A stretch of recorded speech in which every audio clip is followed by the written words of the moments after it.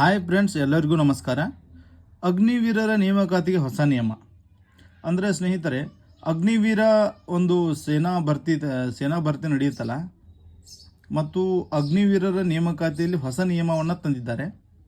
ಅದೇನು ಹೊಸ ನಿಯಮ ಎಂಬುದನ್ನು ತಿಳಿಸಿಕೊಡ್ತೀನಿ ಬನ್ನಿ. ಭಾರತೀಯ ಸೇನಾಪಡೆಯಲ್ಲಿ ಶಾಶ್ವತ ಸೈನಿಕರಾಗುವ ಕನಸು ಕಂಡಿರುವ ಅಗ್ನಿವೀರರಿಗೆ ಪರಿಷ್ಕೃತ ನಿಯಮಗಳನ್ನು ಕೇಂದ್ರ ಸರ್ಕಾರ ಜಾರಿಗೆ ತಂದಿದೆ. ಈ ನಿಯಮದ ಪ್ರಕಾರ ಅಗ್ನಿವೀರ್ ಸೈನಿಕರು ಕಾಯಂ ಹುದ್ದೆ ಪಡೆಯುವವರೆಗೆ ಮದುವೆಯಾಗಲು ಅವಕಾಶವಿರುವುದಿಲ್ಲ. ಅಂದರೆ ಸ್ನೇಹಿತರೆ, ಏನಂತಂದರೆ ಅಗ್ನಿವೀರದಲ್ಲಿ 4 ವರ್ಷ ಏನು ಸೇವೆ ಇರುತ್ತಲ್ಲ ನಿಮ್ಮದು, ಕಾಯಂ ಆಗುವ ಒಂದು ಅವಕಾಶ ನೀಡಿದ್ದಾರೆ. ನೀವು ಪರ್ಮನೆಂಟಾಗಿ ಅಲ್ಲಿ ಕೆಲಸ ಮಾಡ್ಬೋದು. ಆದರೆ ಏನು ಕಂಡೀಷನ್ ಅಂದರೆ, ನೀವು ಪರ್ಮನೆಂಟ್ ಆಗುವ ತನಕ ಯಾವುದೇ ರೀತಿಯಾದ ಮದುವೆ ಆಗಲು ಅವಕಾಶವಿರುವುದಿಲ್ಲ. ನೀವು ಮದುವೆ ಆಗಬಾರ್ದು, ಕಾಯಂ ಆಗುವ ತನಕ ಮದುವೆ ಆಗಬಾರ್ದು ಅಂತ ಒಂದು ಕಂಡೀಷನ್ ಹಾಕಿದ್ದಾರೆ, ನೋಡ್ಬೋದು. ಶಾಶ್ವತ ಸೇವೆಗೆ ಆಯ್ಕೆಯಾಗುವ ಪ್ರಕ್ರಿಯೆ ಶಿಸ್ತು ಕಾಪಾಡುವ ಉದ್ದೇಶದಿಂದ ಪರಿಷ್ಕೃತ ನಿಯಮ ರೂಪಿಸಲಾಗಿದೆ ಎಂದು ಪ್ರಕಟಣೆಯಲ್ಲಿ ತಿಳಿಸಲಾಗಿದೆ. ಅಂದರೆ ಶಿಸ್ತು ಬದ್ಧತೆ ಕಾಪಾಡುವಗೋಸ್ಕರ ಈ ನಿಯಮವನ್ನು ಜಾರಿಗೆ ತಂದಿದ್ದಾರೆ.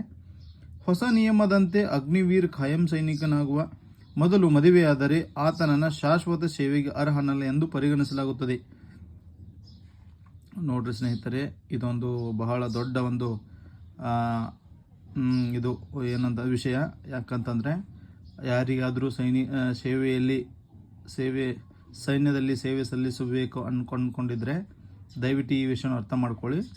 ಅಗ್ನಿವೀರ್ ಖಾಯಂ ಸೈನಿಕನಾಗುವ ಮೊದಲು ಮದುವೆ ಆದರೆ, ಅಂದರೆ ಅಗ್ನಿವೀರದಲ್ಲಿ ನೀವು ಸೇವೆ ಮಾಡ್ತಕ್ಕಂಥ ಟೈಮಲ್ಲಿ ಎಲ್ಲಾದರೂ ಮದುವೆ ಆದರೆ ಅವರು ಮುಂದೆ ಯಾವುದೇ ರೀತಿಯಾದ ಸೇನೆಯಲ್ಲಿ ಸೇವೆಯನ್ನು ಸಲ್ಲಿಸಲು ಅರ್ಹರಲ್ಲ ಎಂದು ಪರಿಗಣಿಸಲಾಗುತ್ತದೆ. ಅಲ್ಲದೆ ಆತನ ಶಾಶ್ವತ ನೇಮಕಾತಿಗೆ ಅರ್ಜಿ ಸಲ್ಲಿಸುವ ಅವಕಾಶ ರದ್ದುಪಡಿಸಲಾಗುತ್ತದೆ. ಕಾಯಂ ಸೈನಿಕರಾಗಿ ಆಯ್ಕೆಯಾಗುವ ಪ್ರಕ್ರಿಯೆ ಅತ್ಯಂತ ಸ್ಪರ್ಧಾತ್ಮಕವಾಗಿರುತ್ತದೆ. ದೈಹಿಕ ದಕ್ಷತಾ ಪರೀಕ್ಷೆ, ವೈದ್ಯಕೀಯ ತಪಾಸಣೆ, ಸೇವಾ ದಾಖಲೆಗಳ ಪರಿಶೀಲನೆ ಮತ್ತು ಸೇನೆಯ ಅಗತ್ಯತೆಗಳ ಆಧಾರದಲ್ಲಿ ಅಂತಿಮ ಪಟ್ಟಿ ಸಿದ್ಧಪಡಿಸಲಾಗುತ್ತದೆ. ಈ ಪ್ರಕ್ರಿಯೆ ಪೂರ್ಣಗೊಳ್ಳಲು 4 ರಿಂದ 6 ತಿಂಗಳ ಕಾಲಾವಕಾಶವಾಗುತ್ತದೆ. ಈ ಅವಧಿಯಲ್ಲಿ ಅಗ್ನಿವೀರಗಳು ಮದುವೆ ಆಗಬಾರದು ಎಂಬುದು ಸೇನೆಯ ಸ್ಪಷ್ಟ ಸೂಚನೆ. ಅಂದರೆ ಸ್ನೇಹಿತರೆ, ಏನಂತಂದರೆ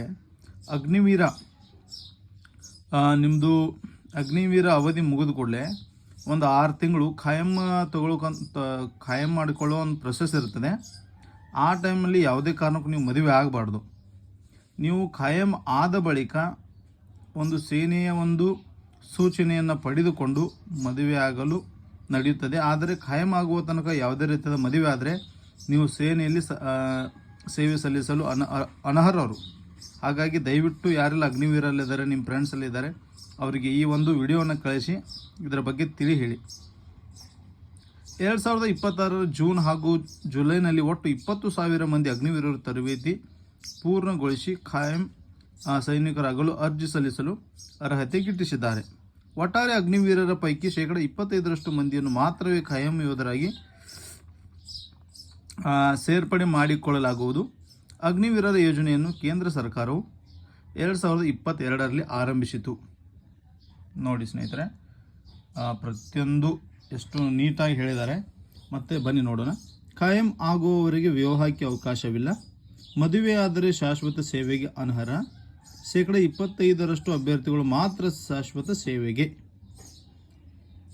ನೋಡ್ಬೋದು, ಒಂದು 100 ಜನ ಇದ್ದರೆ ಅದರಲ್ಲಿ 25 ಜನರನ್ನು ಮಾತ್ರ ಅವರು ಆಯ್ಕೆ ಮಾಡ್ತಾರೆ.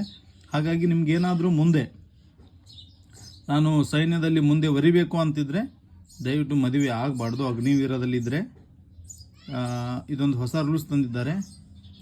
ದಯವಿಟ್ಟು ಈ ವಿಡಿಯೋ ನಿಮಗೆ ಇಷ್ಟ ಆಯಿತು ಅಂತ ಭಾವಿಸುತ್ತೇನೆ. ದಯವಿಟ್ಟು ನಮ್ಮ ಒಂದು ವಿಡಿಯೋಗೆ ಕಾಮೆಂಟ್ ಮಾಡಿ, ಶೇರ್ ಮಾಡಿ ಮತ್ತು ಸಬ್ಸ್ಕ್ರೈಬ್ ಮಾಡಿ ಸ್ನೇಹಿತರೆ. ಈ ವಿಡಿಯೋ ಯಾರ್ಯಾರಿಗೆಲ್ಲ ಇಷ್ಟ ಆಗಿದೆ ಒಂದು ಲೈಕ್ ಕೊಡಿ. ಧನ್ಯವಾದಗಳು. ಮತ್ತೆ ಮುಂದಿನ ವಿಡಿಯೋದಲ್ಲಿ ಸಿಗ್ತೀನಿ. ಟೇಕ್ ಕೇರ್, ಬಾಯ್.